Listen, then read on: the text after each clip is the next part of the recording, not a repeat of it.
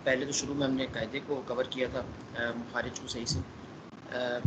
Sir Ahmad आपको recording on कर दूँ? हाँ, चलें।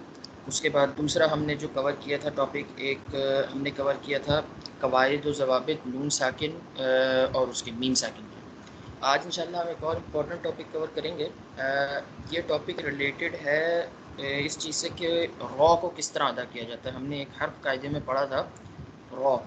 अब रॉ का दरअसल बात ये है कि जिस तरह हमने कल बात की थी लाम जलाला की, कि अल्लाह ताला के नाम का जो लाम होता है उसको अदा करने के दो कंडीशंस होती हैं। एक कंडीशन में उसको मोटा, दो कंडीशंस में उसको मोटा पड़ा जाता है और एक कंडीशन में उसको पतला पड़ा जाता है कि अगर उससे पहले ज़बर और पेश आ जाए तो उसको मोटा पड़ा जाता है और उससे पहले ज़ेर आ जाए तो उसको पतला पड़ा जाता है। इसी तरह जो रॉ है ना, रॉ के लिए मुख्तलिफ़ अहकाम, और उसको मोटा पढ़ने के लिए भी मुख्तलिफ़ अहकाम है, उसको पतला पढ़ने के भी मुख्तलिफ़ अहकाम, और साथ में कुछ एक्सेप्शंस भी।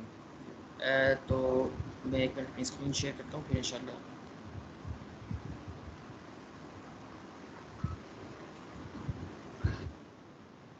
सारों को शो हो रहा है? जी शो हो रहा है। चलें बिस्मिल्लाह करते हैं। सबसे पहले हमारे पास है रॉ को पुर पढ़ने के कायदे। पुर से मुराद है यहाँ पे मोटा पढ़ना। अच्छा, रॉ की बात करने से पहले एक इम्पॉर्टेंट चीज़ है जिसको कवर करना मैं आप लोगों को जिसके बारे में बता दूँ कि इसको कवर करने से पहले हमारे पास एक कायदा होता है, एक सिफ्त होती है अल्फाज की जिसको हम कहते हैं इस्तिअला। इस्तिअला से बेसिकली मुराद वो वाले हरूफ हैं कायदे के जिनको हम मोटा करके पढ़ते हैं। आप लोगों को याद होगा कि मैंने जब कायदा पढ़ा रहा था तो मैंने कुछ हरूफ ऐसे बताए थे जिनको जो है गोल होंठ के साथ पढ़ते हैं, जिनको मोटा पढ़ना होता है। तो उसमें से हमारे पास कौन कौन से हरूफ थे? खौ, सौद, गौद, क़ौ, लौ और गैन, क़ौफ। ठीक है ना? ये हमारे पास वो हरूफ हैं, 6 हरूफ तकरीबन बनते हैं जिनको हम लोग जो है मोटा करके पढ़ते हैं। तो ये क्यों, ये इसलिए इम्पोर्टेंट था ये मोटे हरूफ का बताना, क्योंकि रॉ का एक कायदा है जो इनके ऊपर कम्प्लीटली बेस करता है। तो इसको हम शुरू करते हैं कि सबसे पहला तो ये है कि रॉ के ऊपर ज़म्मा आए। ज़म्मा से मुराद ये है कि रॉ के ऊपर जो है ना वो आ जाए, पेश आ जाए। तो रॉ को पुर पढ़ना चाहिए। यहाँ पे जिस तरह एक मिसाल तो इन्होंने जो है ना उसकी दी हुई है फ़तहा की। अब दोनों कंडीशंस में कि रॉ के ऊपर ज़बर या रॉ के ऊपर पेश आ जाए तो रॉ को हम मोटा पढ़ेंगे। यहाँ पे जो उन्होंने दो मिसालें दी हुई हैं, एक रब्बना दी हुई है, एक रसूला, कि एक में जो है ना रॉ के ऊपर फ़तहा है, वो एक में रॉ के ऊपर वो है ज़बर है, और एक में रॉ के ऊपर पेश है। तो इन दोनों कंडीशंस में जो है ना रॉ को मोटा ही पढ़ा जाएगा, रॉ के अपने ऊपर चाहे ज़बर हो चाहे उसके ऊपर पेश हो। ये रिलेटिवली ना काफ़ी स्ट्रेट फॉरवर्ड है। जिस तरह मैं लाम जलाला की बात की थी, ये उसी तरह का। आगे हमारे पास है कि रॉ साकिना हो। रॉ साकिना से मुराद ये है कि रॉ के अपने ऊपर जो है ना जज़म हो। ये बहुत सी जगहों पे आपको इसकी मिसाल मिलेगी कि रॉ के ऊपर जो है ना जज़म होगा और उससे पहले हर्फ के ऊपर जो है ना वो सारा कुछ डिक्टेट कर रहा होगा। कि रॉ साकिना के पहले गम्मा या फ़तहा हो तो रॉ को पुर पढ़ना चाहिए। कि अगर रॉ साकिना हो और उससे पहले या तो ज़बर हो या पेश हो। अब इसकी मैं आपको जैसे मिसाल दूँ, ये जो है ना रिलेटिवली काफ़ी एक तो सबसे पहले जो हमने एक बात की कि रॉ के ऊपर जो है ना पेश हो, तो रॉ के ऊपर पेश की हमारे पास यहाँ पे मिसाल मौजूद है, ला यशऊरून। अब यहाँ पे जो रॉ है ना उसको थोड़ा सा जिस तरह ज़बान हमारी, जिस तरह रॉ को हम किस तरह अदा करते हैं कि ज़बान हमारी ऊपर जाके मुँह पे लगती है, और जो है ना वहाँ से जिसको तालू कहते हैं ऊपर जाके लगती है तालू पे, और वहाँ से जो है ना रॉ अदा होता है। तो रॉ जो नॉर्मल कंडीशन में अदा होता है वो मोटा ही अदा होता है, रॉ रॉ। अब यहाँ पे हम इसको जब पढ़ेंगे तो हम इसको पढ़ेंगे ला यशऊरून, ला यशऊरून। तो इसको हम मोटा अदा करेंगे। अब इसी तरह हमारे पास एक ये लफ्ज़ है फिल अर्द। अब अर्द में क्या हो रहा है कि हमारे पास रॉ जो है ना साकिना है, रॉ के अपने ऊपर जज़म है, और रॉ जो है ना इस वजह से साकिना बन जाता है, साकिन हर्फ बन जाता है। और उससे पहले हमारे पास जो है ना हमज़ा के ऊपर ज़बर आ रहा है, रॉ के ऊपर सॉरी रॉ से पहले जो हर्फ है उसके ऊपर हमारे पास ज़बर आ रहा है। तो इस कंडीशन में भी रॉ को जो है ना मोटा पड़ा जाएगा। फिल अर्द, फिल अर्द। इसको मतलब यहाँ पे जो है ना हमने पतला करके नहीं पढ़ना, यहाँ पे हम इसको फिल आरो रॉ को थोड़ा सा मोटा करके जो है ना अदा करेंगे। उसके बाद अगला हमारे पास एक और यहाँ पे इन्होंने मिसाल दी हुई कि रॉ साकिना हो और उससे पहले जो है ना पेश हो, फुरक़ान। फुरक़ान का लफ्ज़ जो है ना कुरान में अक्सर जगहों पे आया है, सयक़ूल में भी इस्तेमाल हुआ है और आगे भी, कि फ़ुरक़ान का जो जिस तरह फ़ुरक़ान है, रॉ जो है ना ख़ुद साकिना है और रॉ से पहले हमारे पास आ गया जज़म, सॉरी रॉ से पहले हमारे पास आ गया पेश, तो इसको भी हम मोटा करके पढ़ेंगे फ़ुरक़ान फ़ुरक़ान। अब इसी तरह अब हमारे पास है कि रॉ मौकूफ़ा हो। रॉ मौकूफ़ा से मुराद कि रॉ बिल्कुल आखिर में आ रहा हो हर्फ के, जिस पे आके हमने आयत पे आके जो है ना वक्फ़ करना हो। जैसे आपको मिसाल दूँ मैं, सूरह क़दर में जो अक्सर आयात हैं, इन्ना अंज़लनाहु फ़ी लैलतिल क़द्र, कि रॉ जो है ना आयत के बिल्कुल आखिर में आ रहा है, और क्योंकि जो हर्फ भी आयत के आखिर में आता है ना, उसको हम खुद ब खुद साकिना बना देते हैं। उसको जो है ना हम उसके ऊपर वक्फ़ करने के लिए उसको खुद ब खुद साकिना बना देते हैं। तो रॉ मौकूफ़ा के पहले हर्फ साकिन हो। अच्छा, ये थोड़ा सा समझने की चीज़ है कि रॉ मौकूफ़ा हो, जब रॉ मौकूफ़ा होगा तो वो खुद ब खुद साकिना हो जाएगा। उसके पहले का हर्फ भी साकिन हो और इसके पहले गम्मा या फ़तह हो तो रॉ को पुर पढ़ना चाहिए। अब इसकी मिसाल जो है ना आपको पूरी की पूरी सूरह क़दर में मिलेगी, कि सूरह क़दर जो है ना वो पूरी की पूरी इस मिसाल से भरी हुई है।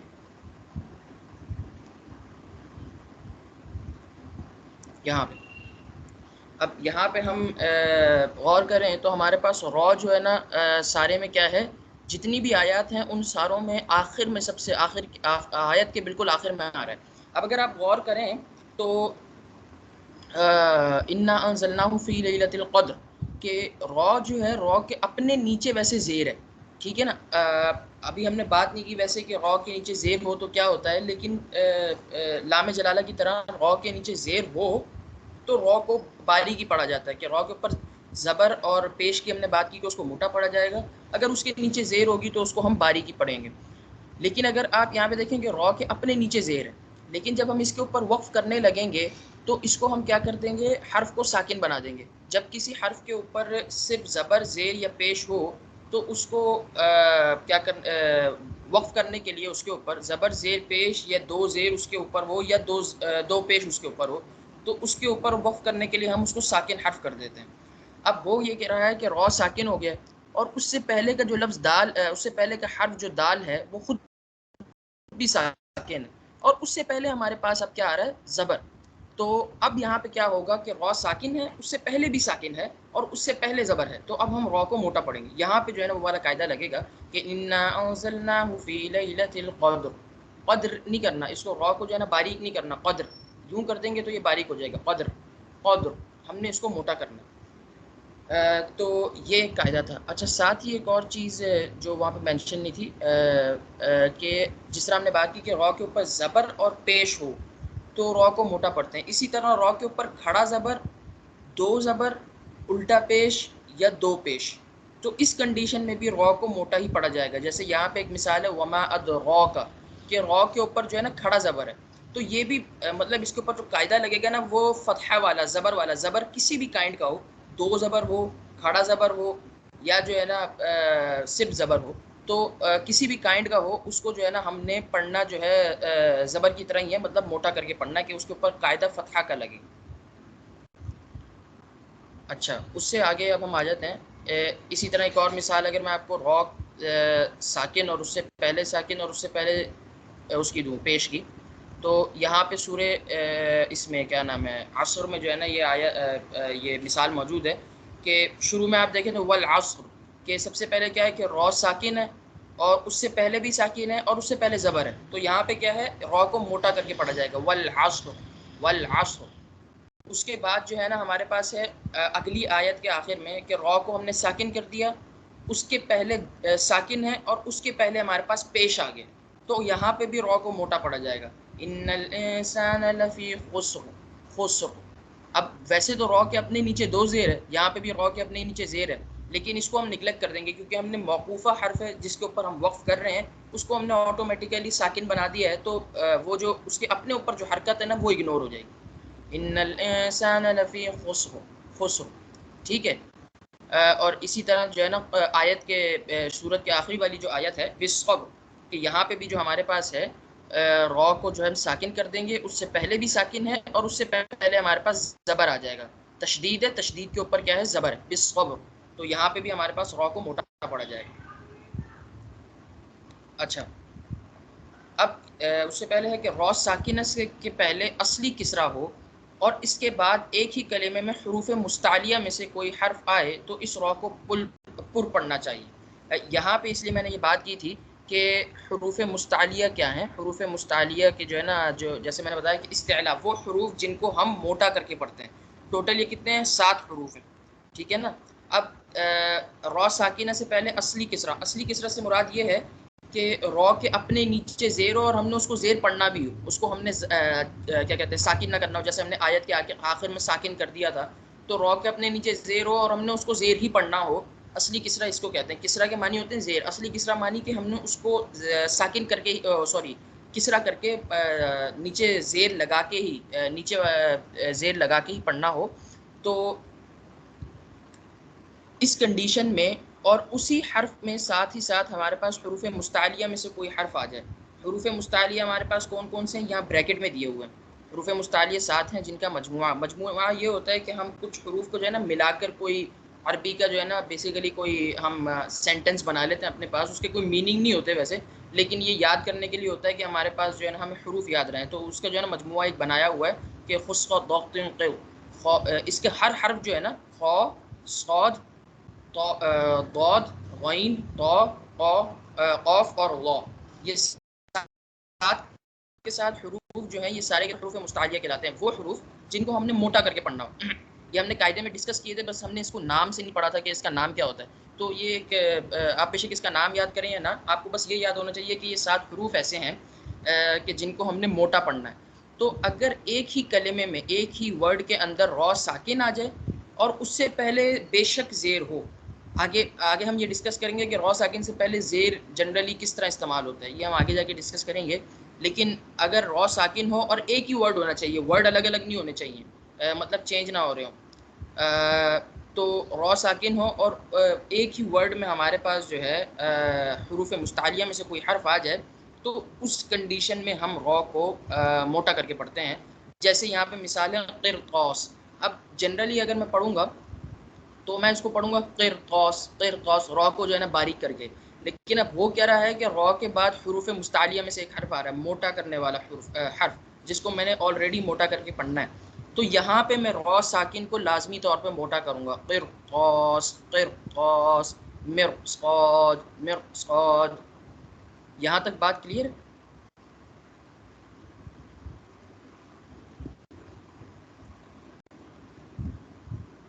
किसी का कोई क्वेश्चन तो नहीं है इससे रिलेटेड?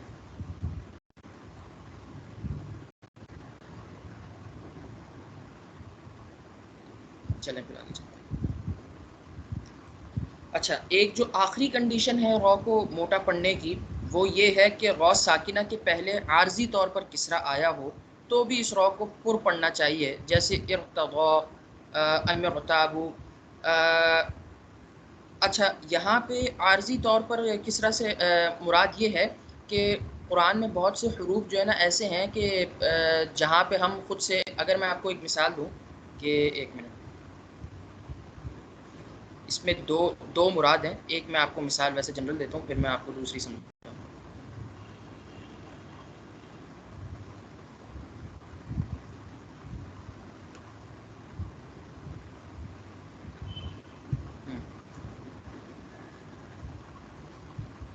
यहाँ पे यहाँ पे अगर आप गौर करें, यहाँ पे ये वो आयत है जहाँ पे जो है ना अल्लाह ताला के मुख्तलिफ़ नाम दिए हुए हैं।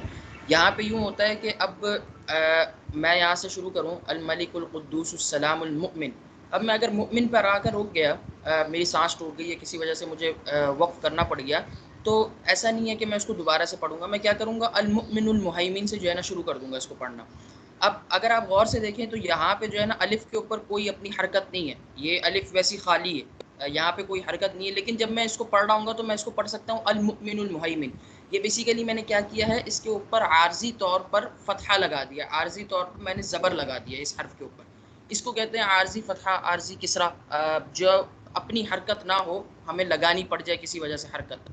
तो ऐसी कंडीशन में अब वो जो हम बात कर रहे थे कि रॉ साकिना के पहले आर्जी तौर पर किसरा आई हो, तो मतलब कि अपना इसका कोई वो ना हो, लेकिन हम मिलाकर पढ़ने की वजह से किसी वजह से हम उससे पहले वाले हर्फ के ऊपर उसके पहले वाले हर्फ के नीचे ज़ेर खुद से लगा रहे हो, अज्यूम कर रहे हो, तो जो है ना हम उसको कहते हैं आर्जी किसरा। तो ऐसी कंडीशन में उसके बाद अगर रॉ साकिन आया हो तो भी उसको मोटा पड़ जाएगा। और इसकी एक और कंडीशन ये है कि रॉ साकिन एक कलमे में हो, रॉ साकिन जो है ना एक वर्ड में हो, और जो ज़ेर है उससे पहले वाले वर्ड में हो। इसकी मैं आपको एक और मिसाल देता हूँ, वो भी जो है ना आर्जी तौर पर हम उसको आर्जी किसरा के अंदर कंसीडर करेंगे उस कायदे को भी ना हम।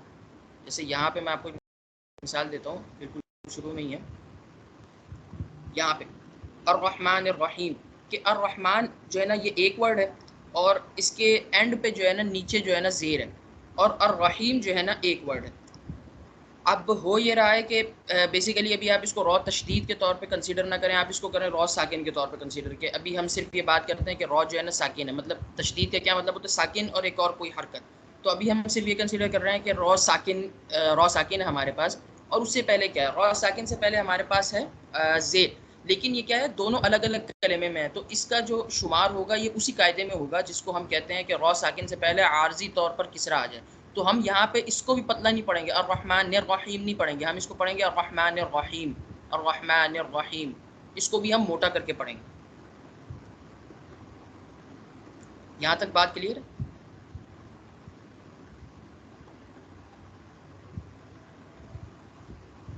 अच्छा, और एक और चीज़ जो इम्पोर्टेंट है वो यहाँ पे मेंशन नहीं की हुई, कि बहुत सी जगहों पे आपको ऐसा देखने को मिलेगा कि जहाँ पे रॉ के अपने ऊपर जो है ना तशदीद होगा। अब रॉ के ऊपर जब तशदीद होता है ना, तो इसके जनरल हमारे पास मतलब कि हम बात करते हैं सिर्फ रॉ साकिना की, क्योंकि बाकी जो चीज़ है ना वो रॉ की तशदीद में जो है ना कंसीडर हो जाते हैं। तो ऐसे उसमें हम ये देखते हैं कि अगर रॉ के ऊपर तशदीद हो ना, तो रॉ की जो अपनी हरकत होती है, रॉ के ऊपर ज़बर है या रॉ के ऊपर पेश है या रॉ के नीचे ज़ेर है, उसको हम कंसीडर करते हैं। उसके हिसाब से हमने पढ़ना होता है कि इस हर्फ को मोटा पढ़ना है या इस हर्फ को पतला पढ़ना है, इस हर्फ को मोटा पढ़ना है या पतला पढ़ना है। लेकिन ये चीज़ उस कंडीशन में है कि अगर वो वाला रॉ साकिन का जो है ना कोई उसके अंदर लाए ना कर रहा हो ऑलरेडी। जैसे अगर मैं यहाँ पे बात करूँ उलाइका अला हुदम मिन रब्बिहिम, कि अब यहाँ पे वैसे तो रॉ के ऊपर वो है ज़बर है, तो अब मैं सिर्फ ये नहीं देखूंगा कि मैं रॉ को ज़बर की वजह से मोटा पढ़ रहा हूँ। यहाँ पे एक और कंडीशन क्या है कि रॉ साकिन है और उससे पहले आर्जी तौर पर किसरा है। तो ऐसे में क्या है कि मैं उसको वैसे ही मैंने उसको मोटा करके पढ़ना है, तो ये वैसे ही मोटा पड़ा जाएगा। लेकिन अगर कहीं पे ऐसा हो कि मेरे पास ऐसी मिसाल ना मिल रही हो कि रॉ साकिन से पहले भी ज़बर हो, लेकिन रॉ के ऊपर तशदीद हो और उसके नीचे ज़ेर आ जाए, तो ऐसे में ये है कि रॉ का जो अपना वो होगा क्या कहते हैं हरकत होगी, उसको हम कंसीडर करेंगे कि हमने जो है ना उसको मोटा करके पढ़ना है या हमने उसको जो है ना पतला करके पढ़ना है। ये बात क्लियर?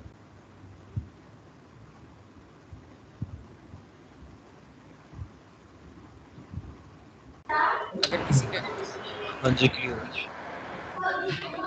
चल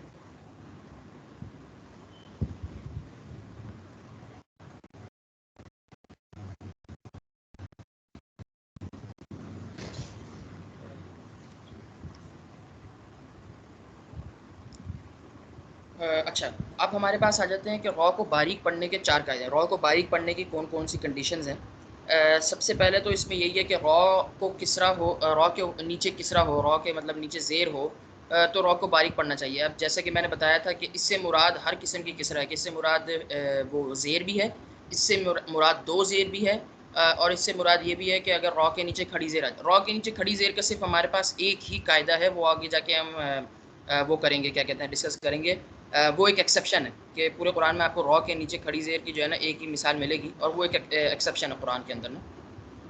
अ, अच्छा, तो बेसिकली बात ये हुई कि अगर रॉ के नीचे ज़ेर हो और या फिर रॉ के नीचे दो ज़ेर हो, तो उस कंडीशन में हम रॉ को बारीक करके पढ़ेंगे। यहाँ पे कुछ मिसालें दी हुई हैं, रिमाह और रीह, ठीक है ना।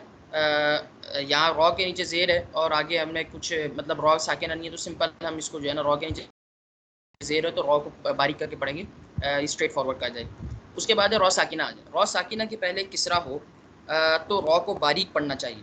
जैसे फ़िरदौस, फ़िरऔन, अब इसकी मैं आपको मिसाल कुरान से ही दूँ तो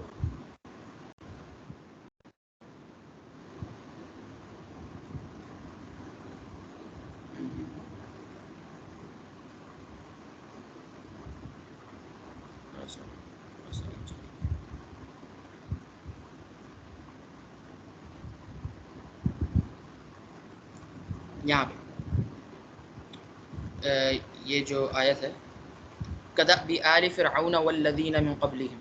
अब यहाँ पे क्या हो रहा है बेसिकली कि हमारे पास रॉ साकिना आ गया है और रॉ साकिना से पहले हमारे पास जो है ना ज़ेर आ गई है। अब फ़िरऔन जो है ना एक ही कलिमा है, एक ही वर्ड है फ़िरऔन। अब इसमें हमने चीज़ ये देखनी है सबसे पहले कि रॉ साकिन हमने अभी शुरू में बात की थी कि रॉ साकिना हो और उससे पहले ज़ेर हो, लेकिन उसके बाद हरूफ़ मुस्तालिया मतलब मोटे पढ़ने वाले हरूफ में से कोई हर्फ आ जाए तो भी हमने रॉ को क्या है मोटा करके पढ़ना है। तो क्या हमारे पास बाद में हरूफ़ मुस्तालिया में से कोई हर्फ आया हुआ है? नहीं, यहाँ पे हमारे पास क्या आइन है, आइन जो है ना हरूफ़ मुस्तालिया में से नहीं है। तो फिर हम रॉ को जो है ना रॉ साकिन को उसके पहले अगर ज़ेर होगी तो उसको बारीक करके पढ़ेंगे फ़िरऔन। सही हो गया? कि रॉ साकिना से पहले अगर ज़ेर आए तो उसको हम बारीक करके पढ़ते हैं। इसी तरह रॉ मौकूफ़ा के पहले का हर्फ साकिन और इसके पहले कसरा आए कसरा हो तो रॉ को बारीक पढ़ना चाहिए। इसकी मिसालें जो है ना कुछ मिसालें जो है ना आपको सूरे फजर में भी मिल जाएंगी। यहाँ पे जिस तरह उसने मिसाल दी हुई है कि यहाँ पे हमारे पास क्या है कि रॉ मौकूफ़ा है। रॉ मौकूफ़ा है इसका मतलब है कि हमारे पास जो है ना सबसे पहले रॉ साकिना हो गया, उसके पहले का हर्फ भी हमारे पास जो है ना साकिन है और उससे पहले हमारे पास ज़ेर आ गई है। तो ऐसी कंडीशन में भी रॉ को हम बारीक करके पढ़ेंगे हिज्र। ठीक है ना?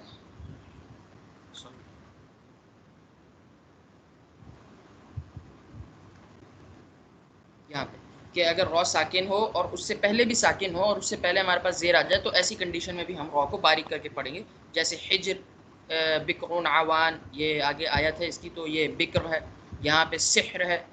तो इसी तरह कहीं पे भी रॉ साकिन और उससे रॉ साकिन, यहाँ पे रॉ मौकूफ़ा से मुराद दरअसल ये है कि रॉ साकिन और उससे पहले साकिन। आम तौर पे हमें ये कंडीशन मिलती वहीं पर है कि जहाँ पे हमने रॉ को जो है ना रॉ के ऊपर वक्फ़ करना हो तो ही हमें मिलेगा कि जो है ना रॉ साकिन और उससे पहले साकिन। लेकिन अगर आपको कहीं पे भी कुरान में ऐसी कंडीशन मिल जाए कि रॉ साकिन हो और उससे पहले साकिन हो तो उसके ऊपर वही वाले कवानीन लगेंगे जो हमने ऊपर रॉ को मोटा पढ़ने के लिए डिस्कस किए हैं कि उससे पहले ज़बर या पेश हो तो मोटा पढ़ेंगे और उससे पहले ज़ेर हो तो उसको हम बारीक पढ़ेंगे।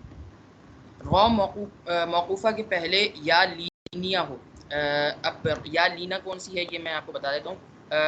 तो रॉ को बारीक पढ़ना चाहिए जैसे खैर। अच्छा, या लीना सिंपल या लीना से मुराद हमारी ये होती है या वाव लीना के या और वाव से पहले हमारे पास ज़बर आ जाए। आपको पता है कि अगर अलिफ से पहले ज़बर आए तो हम वहाँ पे मद्दे असली करते हैं जैसे आ। ठीक है ना? और वाव से पहले पेश आए तो मद्दे असली होता है ऊ। और या से पहले ज़ेर आए तो हमारे पास जो है मद्दे असली होता है जैसे ई। लेकिन अगर अलिफ से पहले ज़बर आए तो हमने मद्दे असली करना है। लेकिन अगर या और वाव से पहले वो आए ना क्या कहते हैं ज़बर आए तो हम उसको कहते हैं या लीना। या उसको उस कायदे को हम कहते हैं लीन। तो अगर ऐसी कंडीशन हो कि हमारे पास जो है ना उसमें हम थोड़ा सा इसको ये आम तौर पे ऐसा होता है कि हमारे पास जहाँ पे आयत ख़त्म हो रही होती है वहाँ पे इस तरह का जो है ना या लीन आता है। इसकी मैं आपको एक मिसाल देता हूँ।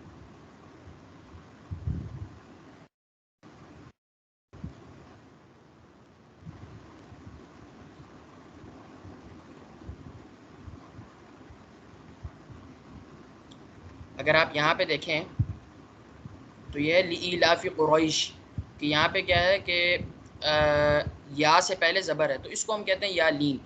इसमें भी ये होता है कि इसको ना थोड़ा सा खींच के पढ़ते हैं। अगर इसके ऊपर हमने वक्फ़ करना हो तो इसको हम थोड़ा सा खींच कर पढ़ते हैं लिईला। लेकिन इसको मद्दे असली नहीं कहते हम, इसको हम मद्दे लीन के नाम से कहते हैं कि ये ऐसे कि जहाँ पे या लीन के ऊपर मद हो रहा होता है उसको हम मद्दे लीन के नाम से जानते हैं, मद्दे असली के नाम से नहीं हम जानते।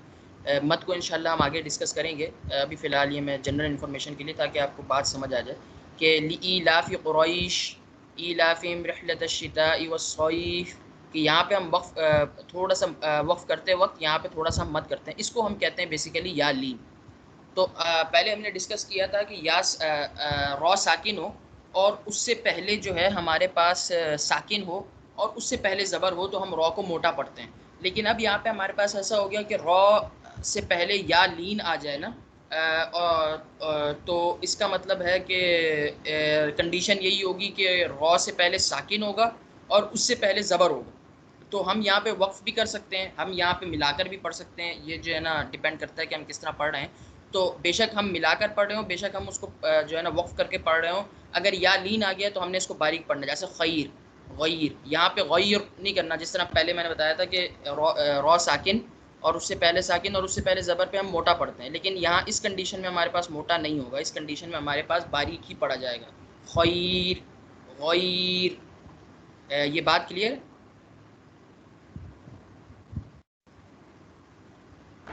जी क्लियर है इंशाल्लाह। चलें।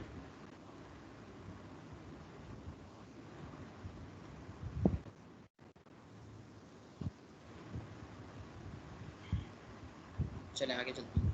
अच्छा, अब यहाँ पे जो है ना हमारे पास एक एक्सेप्शन जो मैंने आपसे बात की थी कि रॉ के नीचे खड़ी ज़ेर की पूरे कुरान में जो है ना एक ही मिसाल है, ये मैं आपको कुरान के अंदर ही दिखाता हूँ। सूरह हूद के अंदर ये मिसाल मौजूद है। ये पूरे कुरान में जो है ना बेसिकली एक एक्सेप्शन है।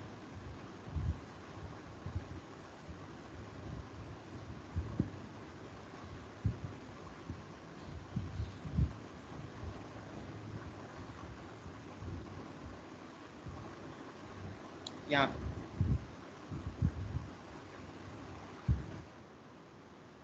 क़ौल कबू फ़ीहा बिस्मिल्लाहि मजरेहा, ये आम तौर पे अगर मैं इसको पढ़ूँगा तो मैं इसको खड़ी ज़ेर की तरह पढ़ूँगा, मजरी। लेकिन ये क्या है, यहाँ पे इसको एक कायदा होता है, उसकी मैं ज़्यादा डिटेल में नहीं जाऊँगा क्योंकि वो थोड़ा-सा उसकी जो डिटेल्स हैं वो थोड़ी-सी आपको कन्फ्यूज़ कर देंगी। सिंपल इसकी बात ये है कि ये एक कायदा है, उसका इमाला, इसको कहते हैं इमाला। इसकी रीज़न ये है कि आगे जाके मैं आपको बताऊँगा, आम तौर पे पूरी दुनिया में जो फ़ॉलो होता है कुरान पढ़ने का तरीका, उसको हम कहते हैं क़िराअत हफ्स, कि जो पूरी दुनिया में इस वक़्त जो हो रहा है, दूसरी भी होती हैं वो बहुत कम है क़िराअत हफ्स। अब क़िराअत हफ्स में ये है कि यहाँ पे हम जो है ना इमाले का इस्तेमाल करते हैं, और इमाला क्या है बेसिकली कि यहाँ पे जो है ना इमाले का कायदा क्या है वो थोड़ी उसकी अपनी डिटेल है। लेकिन यहाँ पे ये एक एक्सेप्शन है कि इसको पढ़ते हम पतला ही हैं, बारीकी करे पढ़ते हैं, मोटा करके नहीं पढ़ते। लेकिन हमने इसको, हमें जिस तरह इसको पढ़ना चाहिए उस तरह नहीं पढ़ते, इसको आम तौर पे हमें पढ़ना चाहिए मजरीहा, लेकिन इसको हम पढ़ते नहीं, हम इसको पढ़ते हैं मजरेहा। इसकी डिटेल जनरल इसकी बात यही है कि यहाँ पे हम इमाला करते हैं, और इमाला है क्या? इमाला बेसिकली ये होता है कि असल में ये जो लफ्ज़ होगा ना वो होगा मुजरहा, कि मीम के ऊपर पेश होगी और रॉ के ऊपर जो है ना ज़बर होगा और उसके आगे अलिफ आएगा। तो हम मीम की पेश को जब ज़बर से तब्दील करते हैं ना, तो इसके ज़बर को हम इसकी ज़ेर से खड़ी ज़ेर से तब्दील कर देते हैं। तो इसकी डिटेल में आपको जाने की ज़रूरत नहीं है, सिंपल यहाँ पे हम इमाला करते हैं, और ये एक एक्सेप्शन है पूरे कुरान में, आपको इस और मिसाल नहीं मिलेगी रॉ के नीचे ना खड़ी ज़ेर की। तो यहाँ पे सिर्फ एक ही कंडीशन है, और रॉ के नीचे अगर खड़ी ज़ेर आए तो उसको पढ़ा पतला ही जाता है, मजरेहा।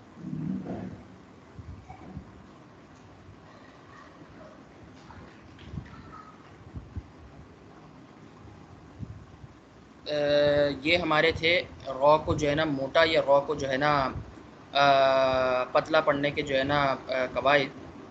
अगर इससे रिलेटेड किसी का कोई क्वेश्चन हो तो काइंडली आप कर सकते हैं।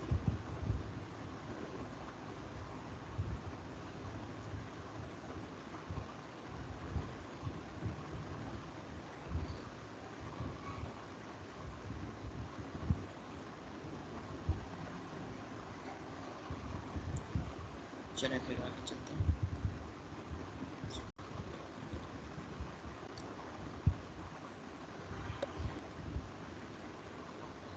आज हम इंशाल्लाह इसका जो है ना थोड़ा सा ओवरव्यू करेंगे, क्योंकि ये एक एक्सटेंसिव टॉपिक है, और इसको जो है ना कवर करने में एक तो थोड़ा सा टाइम भी लगेगा, और ये थोड़ी सी ऐसी चीज़ है जो थोड़ी सी आप लोगों के लिए नई भी होगी। इसमें कुछ अल्फाज भी ऐसे हैं, आप बेशक इसकी टर्मिनोलॉजी याद ना करें, इसमें जो सारी टर्मिनोलॉजीज़ दी हुई हैं वो आपको बेशक, या वो करने की ज़्यादा ज़रूरत नहीं है। इसमें ज़्यादा जो है ना वो जो इस्तिलाही नाम होते हैं ना हमारे पास चीज़ों के, जो जिसको हम टेक्निकल टर्म्स कहते हैं, वो इस्तेमाल हुई भी हैं। इसमें मेन चीज़ ये है कि मखारिज को जो है ना हम डिस्कस करेंगे, कि जो शुरू में हमने जब कायदा डिस्कस किया था तो हमने जनरल बात की थी कि हरूफ को किस तरह अदा करते हैं। यहाँ पे अब उसकी जो है ना हम सारी डिटेल और कंडीशंस वो करेंगे कि किस तरह हर हर्फ को अदा करना होता है। ये बेसिकली हमारे पास जो है ना मखरज या मखारिज की जो है ना डेफिनेशन है। यहाँ पे सर्टन कुछ डेफिनेशंस दी हुई हैं कि हर्फ के लग़वी मानी जो हैं किनारा के हैं, कि लग़वी मानी से वही मुराद के डिक्शनरी मीनिंग जो है किनारा कॉर्नर के होते हैं हमारे पास। लेकिन जो हमारे पास कुर्रा की इस्तिलाह में, जो कारियों की ज़बान में हर्फ ऐसी चीज़ को कहते हैं जो कि ऐसी आवाज़ को कहा जाता है, ऐसे साउंड को कहा जाता है जो मखसूस मुंह के किसी मखसूस हिस्से से जो है ना निकलती हो, क्योंकि सारे हरूफ निकलते जो है ना with the exception of two, सारे के सारे आपके हरूफ जो है ना मुंह से ही निकलेंगे, मुंह के किसी न किसी एरिया से निकलेंगे।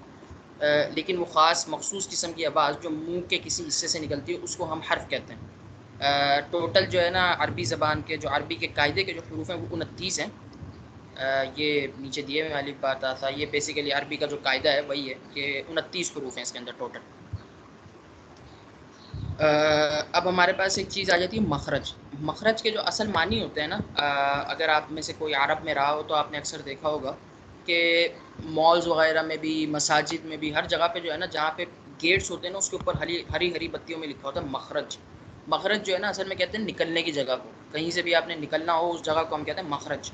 तो अरबी की इस्तिलाह में, अगर मैं इस्तिलाह में बात करूँ कुरान की इस्तिलाह में, मखरज जो है ना उस जगह को कहते हैं जहाँ से कोई हर्फ निकलता हो। अब इसके आगे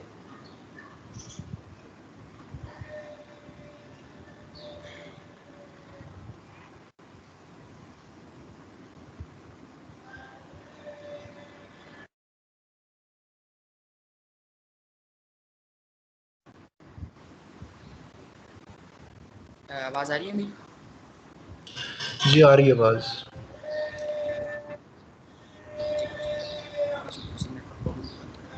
हाँ, तो हम बात कर रहे थे कि मखरज जो है ना उस जगह से कहते हैं जहाँ से हमारे हरूफ अदा होते हैं। अब उसमें जो है ना मुख्तलिफ मखारिज हैं, हम आगे जाके उसको इंशाल्लाह डिस्कस करते हैं कि हमारे पास एक मखरज जो है ना दाँत है, दाँतों का है, एक हमारे पास जो है ना होंठों का है, एक हमारे पास ज़बान का है।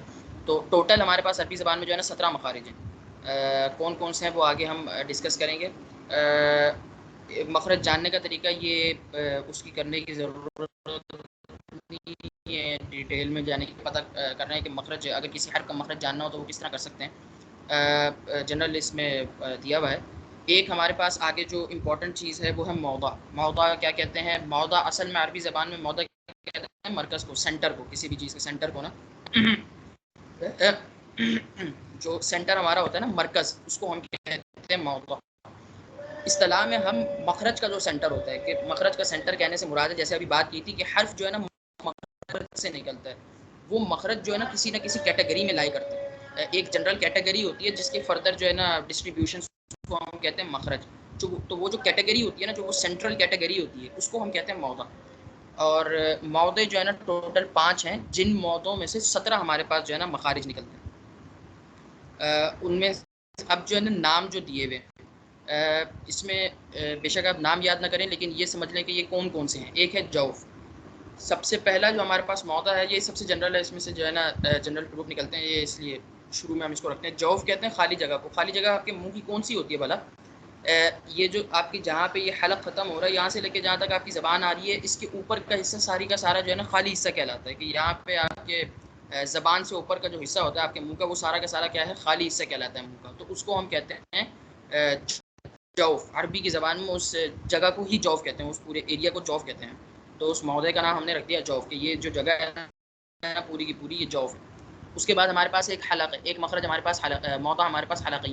ये पूरा का पूरा, ये जो विंड पाइप है ना आपका, विंड पाइप और फूड पाइप जो होता है, इसको जो है ना हम कहते हैं थ्रोट, या फिर ये जो हलक है ना आपका, मतलब जो आपके जहाँ से हरूफ निकलेंगे ना, वो एरिया जो जो आपका जो है ना फूड पाइप है, सॉरी विंड पाइप जो है ना आपका, वहाँ से जो है ना आपके सारे के सारे हरूफ निकलेंगे।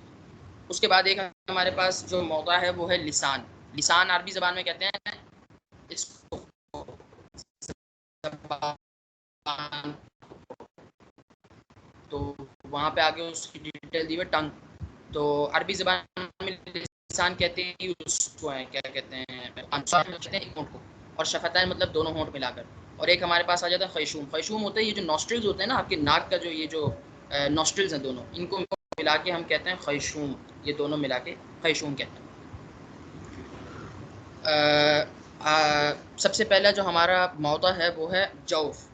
हलक के आखिरी हिस्से से, हलक हलक का जो आखिरी हिस्सा है, जैसे मैंने बताया था, यहाँ ऊपर आके यहाँ पे जहाँ पे हमारा जो है ये नी बन रही होती है, इसकी कॉर्नर आ रहा होता है, ये जो एरिया यहाँ पे हमारा हलक हलक जो है ना बेसिकली ख़त्म हो रहा होता है। तो हलक के आखिरी हिस्से से लेकर मुंह के खाली हिस्से तक, ये जो पूरा मुंह का जो खाली हिस्सा है, इस एरिए को हम कहते हैं जौफ। और यहाँ से हमारे पास एक मखरज निकलता है जिसको हम कहते हैं मखरज जौफ़ी, कि इसी के नाम पे जो है ना, इस मखरज का नाम इसके मौदे के नाम पर ही है, जौफ़ी। अब यहाँ से जो हरूफ निकलते हैं ना, वो एक स्पेसिफिक कंडीशन में निकलते हैं। हलक और मुंह के खाली हिस्से से 3 हरूफ हालत मद्दा में निकलते हैं। हालत मद्दा से मुराद ये है, आप ये देखें वाव अलिफ या, ये वो हरूफ हैं कि जिनके ऊपर हमारे पास मद्दे असली होता है, जिस तरह मैंने शुरू में बात की थी कि अलिफ से पहले ज़बर, वाव से पहले पेश और या से पहले ज़ेर आए, तो जो मद होता है हम उसको थोड़ा सा खींच के पढ़ते हैं, और उस मद को हम कहते हैं मद्दे असली। तो मद्दे असली की हालत में जब वाव अलिफ या हमारे पास निकलते हैं, वैसे मैंने आपको जनरल बताया था, आपको याद होगा कायदे में, कि वाव हमारे पास होंठों से निकलता है, अलिफ में हमारी ज़बान ऊपर जाके लगती है। तो इसी तरह जो है, लेकिन जब हम असल में ये हरूफ यहीं से निकलते हैं, लेकिन जब हम हालत मद्दा में इन हरूफ को अदा करते हैं, तो ये हमारे जो है ना, हमारी ज़बान कहीं पे भी नहीं लगेगी। आप इसको खुद अदा करें, जैसे हमारे पास है आ। अब मैं अलिफ के ऊपर अगर मैं मद कर रहा हूँ, तो मैं इसको पढ़ूंगा आ, या मैं अगर वाव के ऊपर मैं मद कर रहा हूँ, मद्दे असली, तो मैं इसको पढ़ूंगा ऊ ऊ।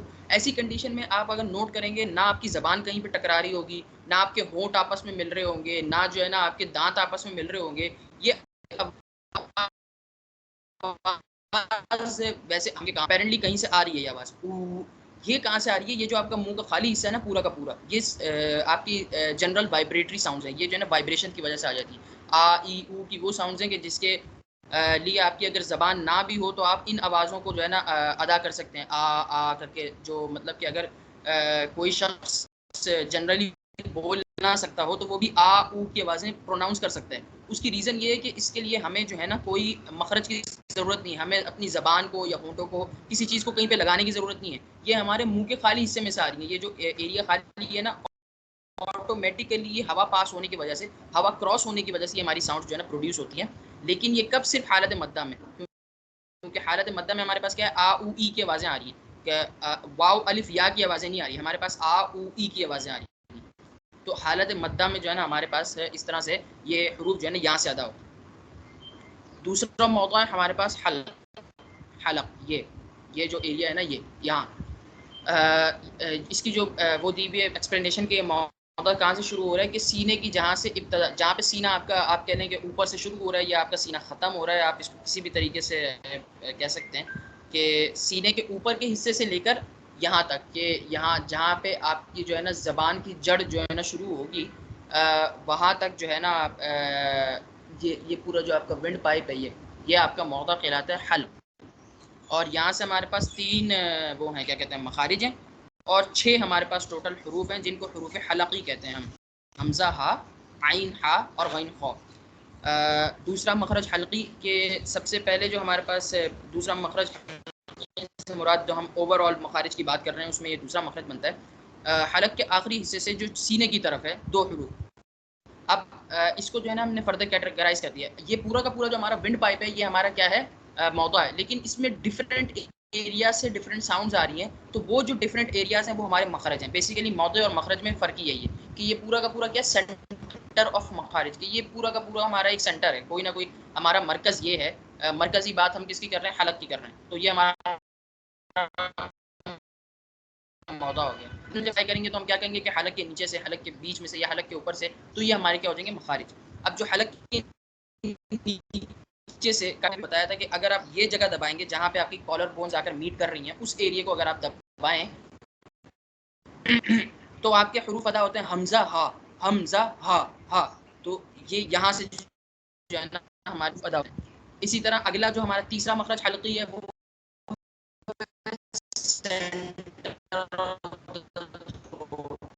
कि हल्क के दरमियान जो एडम्स एप्पल है, इसके बिल्कुल नीचे से अगर आप दबाएं हल्का सा, ह ह आ आ आइन और हा, ये दोनों हरूफ जो है ना हमारी यहाँ से अदा होते हैं।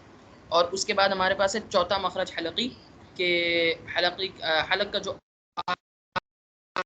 आखिरी मखरज है हमारे पास, वो है टॉप, इस एरिया पे। जहाँ पे आपका जो है ये नी बन रही होती है इस एरिया पे, यहाँ पे जहाँ पे आपका हल्क ख़त्म हो रहा है, जहाँ से आपका पाइप शुरू हो रहा होता है बिल्कुल। तो यहाँ से हमारा जो है ना दो हरूफ हैं गईन और खौ, और ये दोनों हरूफ जो है ना हरूफ मुस्तालिया में से आते हैं, मतलब कि ये वाले दोनों हरूफ हमने मोटे करके अदा करने हैं, गईन और खौ। तो ये हमारे थे हरूफ हलकी। आज के लिए हम इंशाल्लाह यहीं तक रखेंगे, क्योंकि ये एक एक्सटेंसिव टॉपिक है, तो इसको थोड़ा थोड़ा करके हम आगे जो है लेके चलेंगे। इंशाल्लाह नेक्स्ट क्लास में जो है ना हम यहीं से जो है ना मखारिज से कंटिन्यू करेंगे। अगर इसके रिलेटेड अगर किसी के कोई क्वेश्चन है तो आप कर सकते हैं।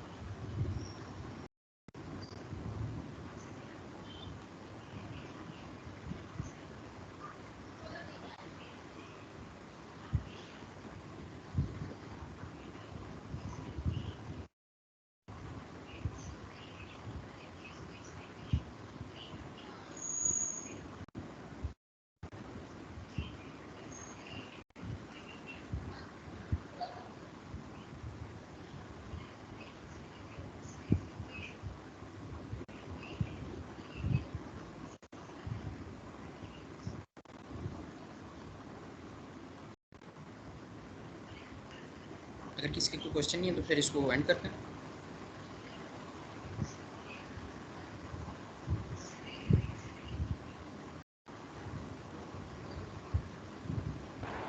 मेरा ख्याल है क्वेश्चन नहीं है किसी को।